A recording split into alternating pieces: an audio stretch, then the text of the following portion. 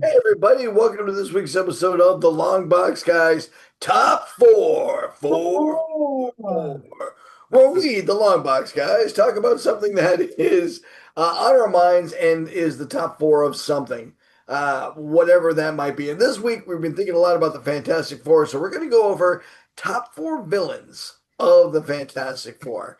And there are a lot of them. The Fantastic Four have fought everybody under the sun. I have a lot of favorites. I have a couple of runners up. Me and Tommy almost came to fisticuffs over our top pick. But Mike, how you doing over there, buddy? I am doing excellent today. How are you, sir? I'm great, Josh. Everything good in your world? Yeah, yeah. Yeah. I will say this. So, if you are interested in our review of the Fantastic Four movie, go over to our podcast.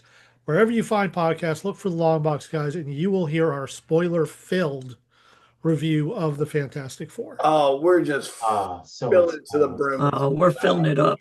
Yeah. care. Chock full of nuts. Yeah. Tommy, everything good with you, brother? Yeah. Now, Tommy, we argued a little bit about which supervillain to pick because we both wanted the same one at first. You caved, or at least, or you were a gentleman. Who's your pick?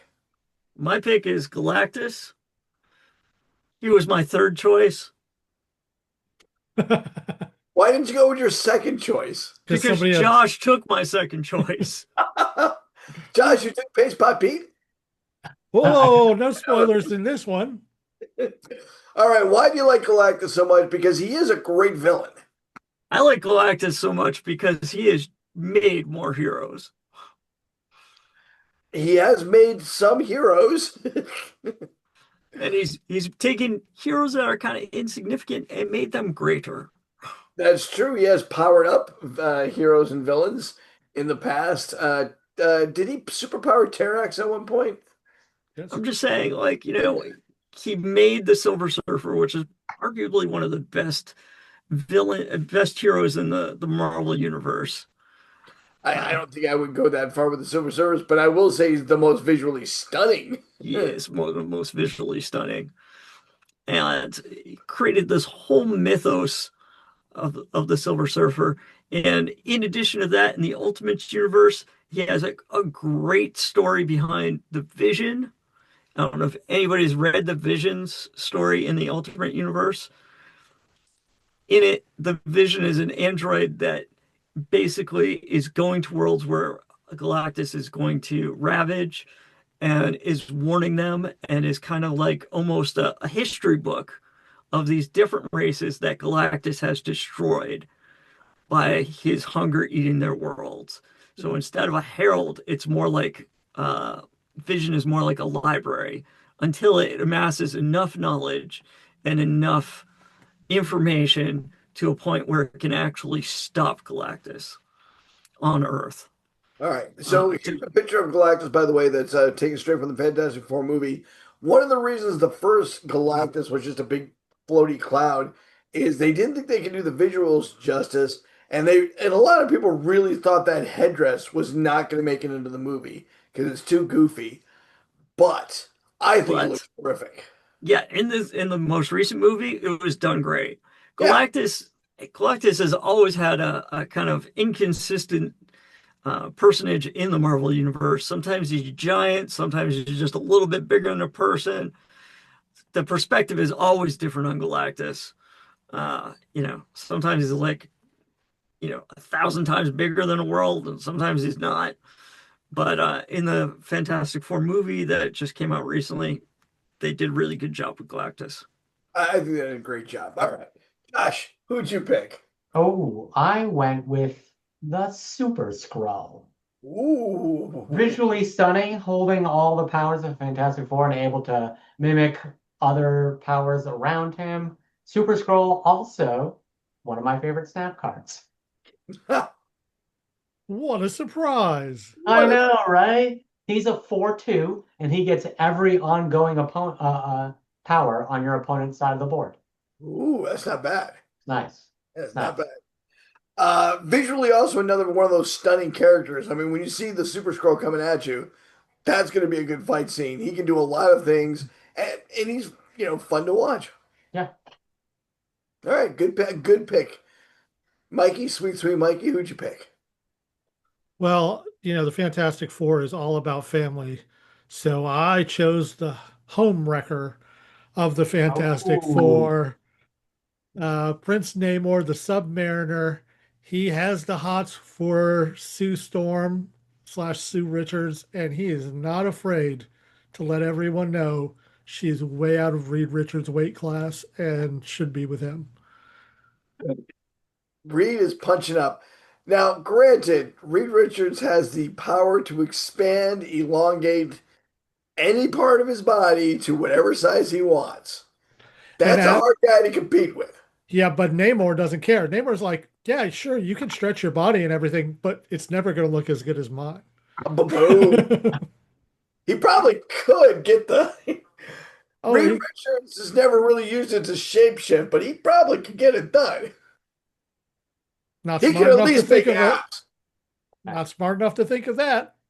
Yeah, how come he doesn't make abs? I would always have abs if I was Reed Richards. Yeah, no kidding. Like I'd have a 28 pack. Fuck that guy. Because he's got other things on his mind and he's got to concentrate. So, That's true. Reed Richards in the past has not always been the most attentive of husbands. I think they came over in the movie too, which once again we'll be talking about in our main podcast. Speaking of the main podcast, I want to talk about who I think the real hero of the Fantastic Four movie is, oh, and that is oh, you got to announce spoilers I'm now. about to say the word. Spoiler alert if you haven't seen it.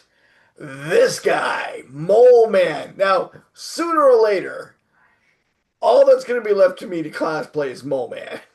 That's going to be that. So I embrace him now. Always loved Mole Man. He's a loner who had this wild conspiracy theory that was proven right. He goes into Subterranea and, finds this race of mole people. He becomes their king.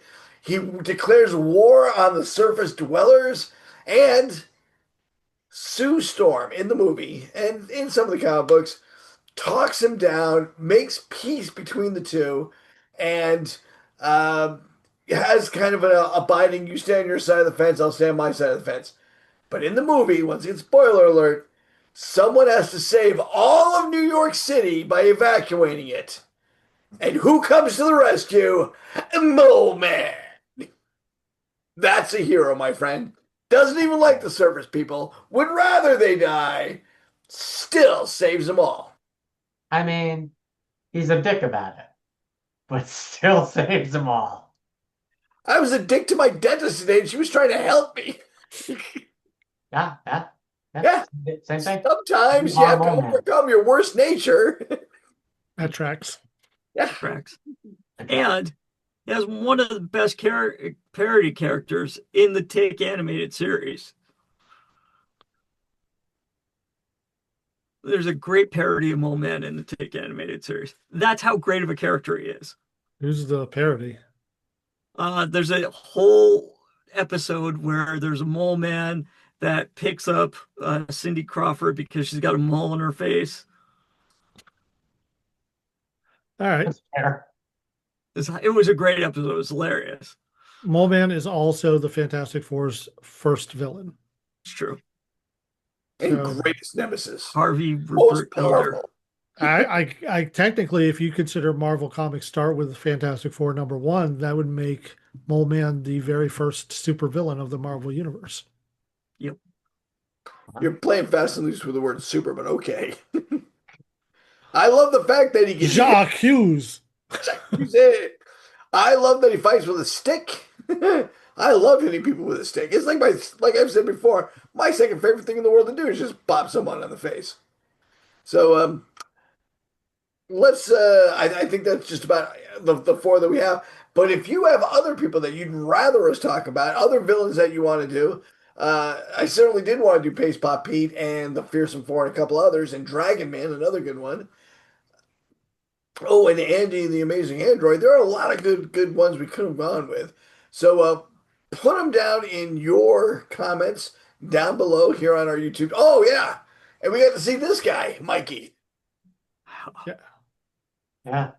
All right. Yeah. Well, if you're interested in Red Ghost, we did a whole podcast on him. So go to our podcast and listen to that. Don't forget to like and subscribe.